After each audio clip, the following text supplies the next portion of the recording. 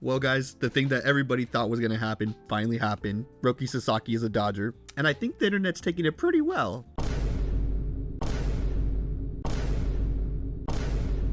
I mean, but in all seriousness, this is like insane if you think about it. Like, the Dodgers are absolutely stacked. Like, they're like the Los Angeles Dodgers of Japan now. But yes, let's pour one out for the Padres and Blue Jays fans who like thought they had a realistic shot at signing Roki. And you know, people say that, you know, that Roki and the Dodgers already had like a handshake agreement, but MLB said they investigated it and they said they found no wrongdoing. And I don't know. I feel like if the Dodgers really did break the rules, MLB would say something. Like, look, I'm a Dodger fan, so I'm ecstatic that we got Roki. Like, it's crazy. Like, we have the best shot to be like the first back-to-back world champion since 2000.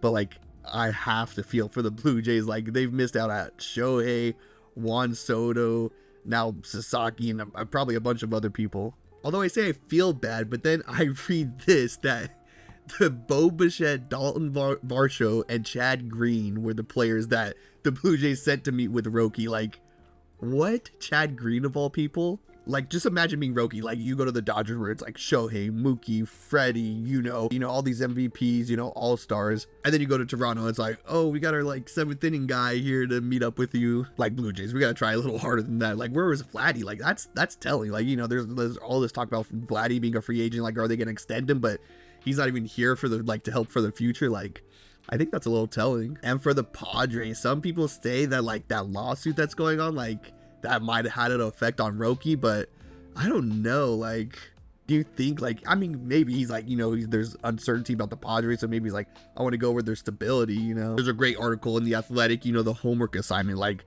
basically all behind the meetings, like, Roki basically had one assignment, you know, right here. This was the question he asked all teams. This is what he wanted to know. Why did his velocity fall off last season? Like, whoever could give him the best information, like, he's going to sign with them. And I guess the Dodgers, Mark Pryor, the pitching staff, like, I guess they had the best pitch. Okay, now the question is what the Dodgers doing? Like, is it good for baseball? Like, I gotta agree with this reply here. Like, what's bad for baseball is 20 teams not even attempting to win. Like, if we look at, like, all the free agent spendings, like, for 2025, okay, the Mets at the top, of course, because of Juan Soto, but like, look at these teams at the bottom, like Marlins. Look at the Padres, Cardinals. Like, they haven't like really spent anything, you know, minor league contracts. You know, the Braves only spent like $1 million so far on like free agents. Like, I feel like that's worse for baseball. I know I'm a Dodgers fan, so I have like a bias, but like, come on, like, if it was your team, like, let's just say like the Cardinals of like the random team like signed, you know, Yamamoto, Sasaki, like, would people be like, oh, this is bad for baseball? Like, people be like, oh no, they're doing good. Like, they're spending money,